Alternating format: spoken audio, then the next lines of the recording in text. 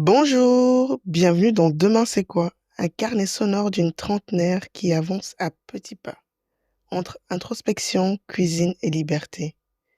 Je m'appelle Aïcha et ici je vous parle à cœur ouvert.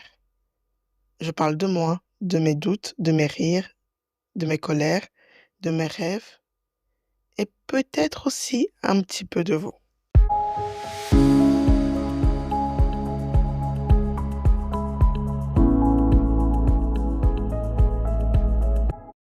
Tu sais, grandir, c'est un sacré défi. Alors là, grandir ailleurs, c'est comme apprendre à danser avec deux pieds gauches, deux cultures et souvent un manteau un petit peu trop grand pour soi. Moi, je suis née là-bas, j'ai grandi ici, entre deux mondes, deux langages, deux odeurs, même parfois plusieurs, deux façons de dire bonjour aussi. Il y a des jours, je me sens parfaitement ici, et puis d'autres, le là-bas me serre un peu doucement le cœur, comme une chanson qu'on connaît par cœur, mais qu'on a peur ou qu'on n'ose pas fredonner. Cet épisode, c'est pas vraiment un cours d'histoire, parce qu'il y a pas vraiment d'histoire, je suis pas historique. C'est plutôt un voyage, un petit détour par l'enfance, une poignée de souvenirs flous, mais bien accrochés. Un clin d'œil aussi à l'enfant, à la petite fille que j'étais, et peut-être aussi à d'autres enfants qui vont peut-être se reconnaître dans mes mots. Alors aujourd'hui, j'ai envie de te raconter un peu tout ça. Pas toute ma vie, juste quelques miettes, des brides, des souvenirs qui piquent, d'autres qui réchauffent. Euh, les- Comme un plat d'enfance qu'on essaie de refaire, mais qu'on a un peu oublié la recette. Donc, bienvenue dans ce deuxième épisode de Demain, c'est quoi? On va parler de racines et de routes, des valises pleines et de silence aussi. Et surtout, on va essayer de comprendre ce que ça veut dire grandir ailleurs. Je ne me souviens pas de tout, mais je me souviens de la chaleur. Pas celle qu'on lit sur un thermomètre, mais celle qui est dans l'air, qui colle à la peau et celle du sable chaud sur le pied. Je me souviens aussi du bruit de la vie autour. Les matins, ça sentait les fruits, le maïs grillé, l'odeur du riz, l'odeur de l'essence. Vraiment tout un mélange qui rappelait que la vie reprenait son cours. Et aussi le coq qui chante, les oiseaux, la mer, parce qu'on était au bord de la mer. Et au milieu de tout ça, il y avait moi, qui écoutais et qui me préparait la plupart du temps pour aller à l'école. Je me souviens d'une des maisons de mon grand-père, de la route pour y aller, il fallait marcher super longtemps. Vraiment, c'était vraiment un long chemin à travers la brousse ou la forêt, je sais plus vraiment, c'est un peu flou le chemin, mais je sais qu'il y avait beaucoup de verdure pour atteindre la maison. Une fois arrivé, il y avait des cocotiers, un grand potager, la maison qui était vraiment un petit peu reculée, mais imposante en même temps. Derrière, il y avait un poulailler aussi et qui faisait vraiment un petit monde à lui tout seul. Je pense qu'il y avait d'autres animaux qui y vivaient, mais je ne me rappelle plus vraiment. Mais je sais juste que j'avais cette sensation d'être au bon endroit. On revenait un peu à l'essentiel sans pour autant le formuler. C'était simple, c'était doux et j'étais aussi avec lui donc c'était tout simplement parfait et le temps était ralenti, était lent. Je pense que si j'y retourne aujourd'hui, le lieu a quand même changé. Je sais pas ce qui reste au niveau de la structure et au niveau des animaux et le potager. Je pense vraiment que ça a changé, mais je me demande aussi si cette sensation-là changerait, cette sensation de bien-être, d'harmonie et si elle serait toujours là. Voilà, ça c'était une petite parenthèse au niveau de mes souvenirs. Chez nous, les murs parlaient fort, les voisins aussi et en même temps, on ne disait rien et on se disait tout. L'air était chaud, parfois chargé d'odeurs de sauce tomate, de savon noir ou d'électricité prêt à lâcher. Et au loin, on entendait toujours les oiseaux. Et l'odeur de la mer n'était pas loin non plus. Je ne suis pas très douée pour retenir les dates historiques et mon entourage pourra, pourra le témoigner. Mais si tu me demandes de parler de l'odeur d'un dimanche matin, je peux te faire un documentaire en 4 épisodes. Facile. C'était ça mon enfance. Pas toujours facile, mais pleine. Pleine de couleurs, de bruits, d'imprévus et aussi de souvenirs qui, des années plus tard, savent encore me réchauffer le cœur. Et puis un jour, j'ai changé de continent. Et hop, nouvelle adresse, nouveau climat, nouveau silence. Je suis arrivée ici dans un pays où où ça sentait la neige parce que je suis littéralement arrivée en hiver. Je me souviens encore de la photo prise à l'aéroport avec mon gros manteau. Euh, et franchement, le silence qui m'a le plus frappé, c'est celui du froid. Le silence qu'il y a dans le froid. Je sais pas si ça vous parle. Il est bien rangé, presque poli. Comme je vous le disais avant, en Afrique, les murs parlaient, les voisins aussi. Et ici, les voisins, bah, on les voit même pas. Et dans la rue, les gens ne se disent pas bonjour. Pas de rire d'enfant en fin d'après-midi. Juste le calme, un petit peu trop calme. En tout cas, pour la petite fille que j'étais. À l'école, mon prénom, voilà, comme je dis, je m'appelle Aïcha. Et mon prénom a fait quand même beaucoup d'acrobaties dans la bouche de certains profs. Donc j'ai eu droit des Aïché, Achia et j'en passe.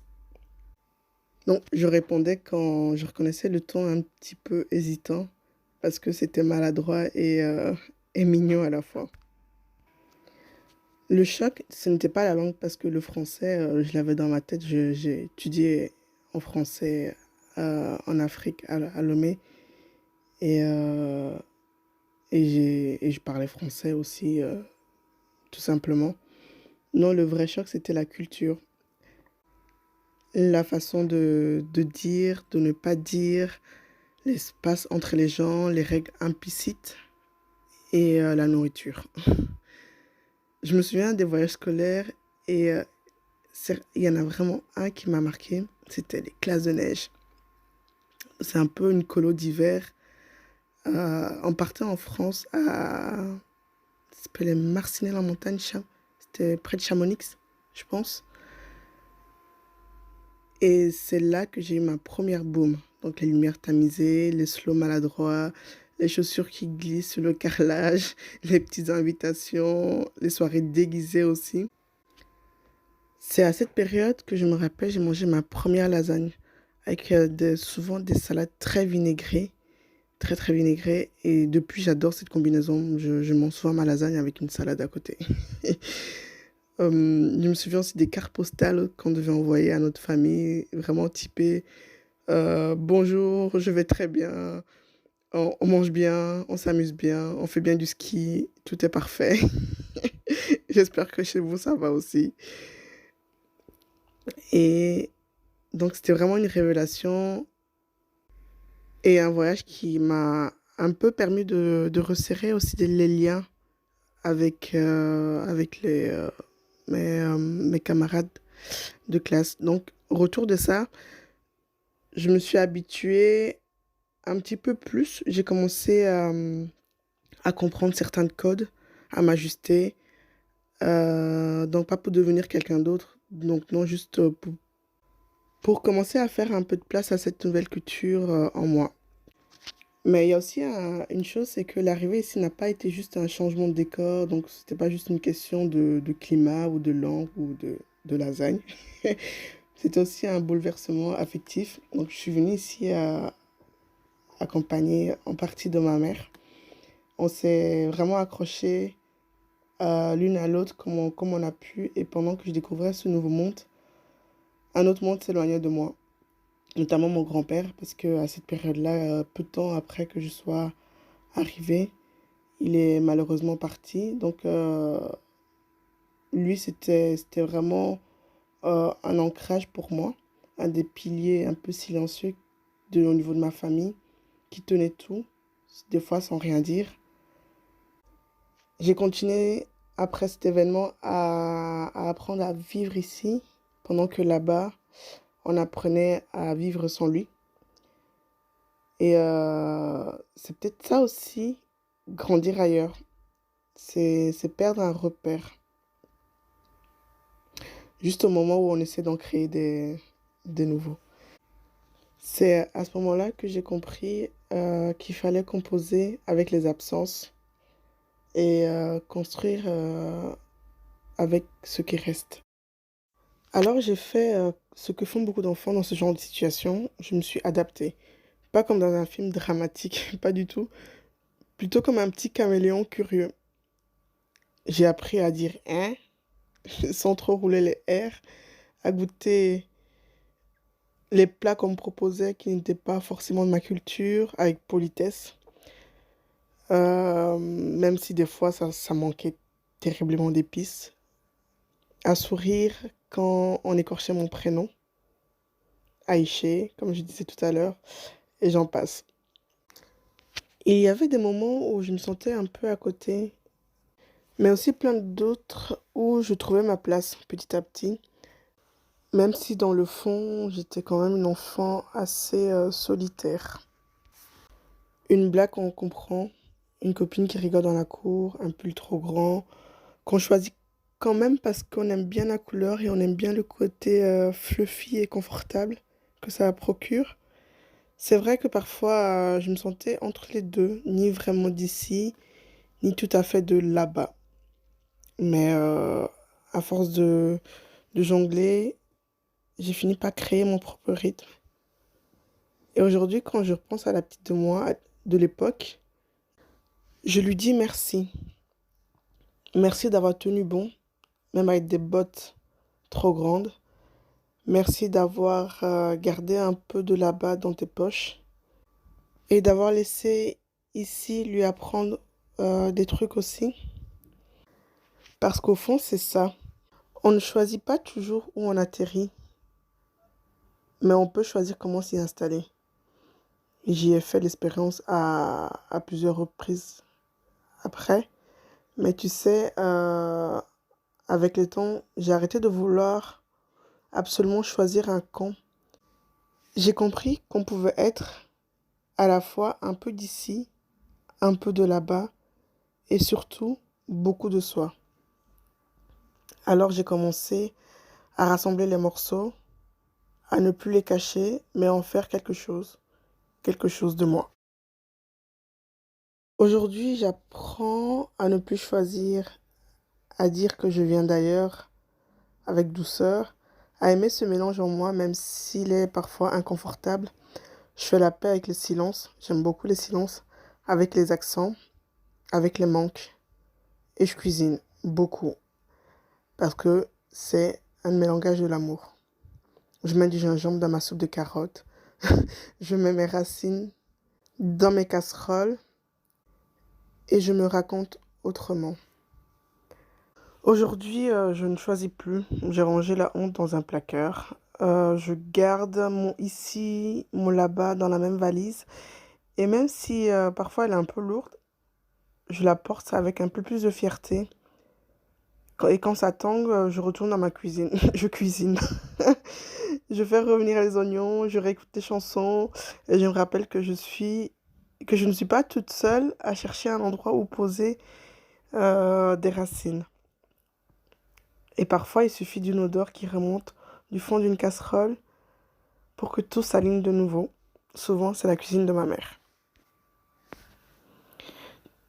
Tu sens, ça commence toujours un peu comme ça. Un peu d'huile, quelques épices et l'odeur d'une enfance qui remonte sans prévenir.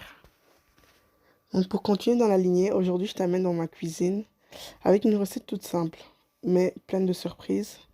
C'est des petits beignets qu'on fait chez moi, au Togo, de là-bas, qu'on appelle atchamo. C'est croustillant, c'est doré, c'est joyeux, c'est coloré. Et c'est le genre de truc qu'on prépare souvent à plusieurs, en rigolant, en goûtant à la pâte crue, même si on n'y a pas droit, et en se disputant la première tournée bien chaude. Alors, tu viens, on va cuisiner. Mais entre-temps, j'ai plusieurs trucs à te demander. Et toi, tu te souviens de l'endroit où tu as grandi? C'était comment les matins chez toi? L'odeur dans la cuisine, le chemin pour aller à l'école. Et en parlant de chemin pour aller à l'école, je me rappelle dans une des maisons qu'on a habitées quand j'étais petite, c'était au bord de la mer, c'était une grande villa. Et chaque matin, je pense que j'exagère, mais je ne suis pas sûre, j'avais presque une heure de trajet à pied. Je sais pas, je pense que j'extrapole. Mais c'était long et on se reconnaissait entre élèves de même établissement parce qu'on portait des uniformes et on se rejoignait sur le chemin, chacun sur le chemin et puis on faisait la route ensemble. Et pendant le temps de pluie, les routes étaient impraticables et c'était vraiment digne d'un épreuve de koh. Vraiment.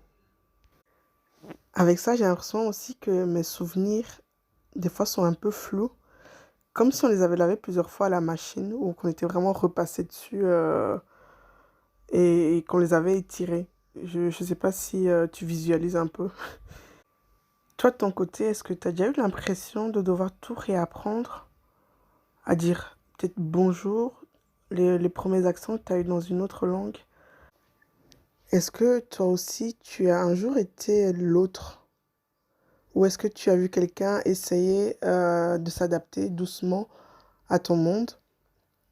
Si tu veux, tu peux tout me raconter. Vraiment. Ce podcast n'est pas qu'une voix dans le vide. C'est aussi un endroit pour déposer, pour tisser des liens. Tu peux m'écrire ou m'envoyer un message vocal ou même une recette de chez toi. Je suis là, je t'écouterai et je te répondrai avec grand plaisir. Maintenant, je t'emmène en cuisine pour réaliser cette recette. Donc, je la mettrai aussi dans le post Insta et Facebook. Donc, tu auras la version écrite après. Donc, pour commencer, il te faudra 225 g de farine et 75 ou 75 g de beurre. Tu peux mettre aussi la margarine si tu n'as plus rien d'autre, ça marche aussi. La même quantité, donc 75 ou 75 g de sucre. Tu peux réajuster, mais moi j'ai pas vraiment la dent sucrée, donc j'en mets pas beaucoup. 2 cuillères à soupe de lait, un œuf, 2 sachets de sucre vanillé, soit 16 g de sucre vanillé, une demi-cuillère à café de muscade râpée. Faut pas avoir la main trop lourde, faut juste que ce soit un petit peu aromatisé à la fin. Une petite cuillère à café de levure chimique, une pincée de sel et un peu d'huile pour la friture parce que oui, ça va plonger dans l'huile. On va passer à la réalisation maintenant. Donc je mets la farine dans un bol avec le sucre vanillé, la muscade, la levure et la pincée de sel. Voilà, on mélange tout donc pour faire un peu connaissance avec les ingrédients. Et ensuite on met le beurre. Dans un petit bol à côté, je vais battre l'œuf avec le lait, avec une petite fourchette. Et je rajoute tout dans le grand bol. Et là, on va vraiment travailler encore avec les mains. On mélange un peu tout, ça colle un petit peu. C'est un peu chaotique au début, et après ça va se durcir. Le résultat, c'est d'avoir une pâte bien souple qui se tient. Si ça colle trop, on rajoute un peu de farine. Si c'est un peu trop sec, une petite goutte de lait. Dans mon cas ici, c'est parfait, c'est très bien. Moi, dans mon cas, je laisse reposer 5 petites minutes. Il y a des personnes qui ne laissent pas du tout reposer parce qu'il y a la levure dedans. Donc, moi, je vais laisser reposer 5 petites minutes. Donc, comme ça, toi aussi, tu vas pouvoir un peu respirer. C'est ça aussi la cuisine. J'aime vraiment ces moments suspendus pendant les temps de pause ou bien pendant que les plats mijotent. S'accorder vraiment ce petit moment suspendu. Voilà.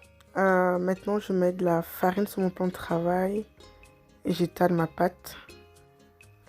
et je coupe en petits carrés. Ici, je vais utiliser un couteau pour le couper, mais vous pouvez aussi utiliser une roulette à pizza. Ça fait très bien la job aussi.